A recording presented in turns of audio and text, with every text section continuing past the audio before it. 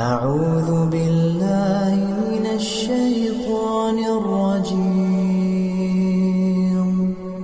بسم الله الرحمن الرحيم. إنما يخشى الله من عباده العلماء. إن الله عزيز غفور. إن الذين يتلون كتاب الله وأقاموا الصلاة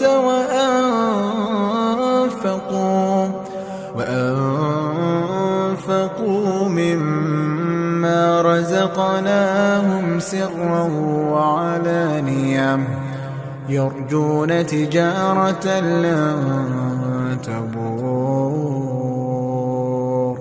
ليوفيهم أجورهم ويزيدهم من فضله إنه غفور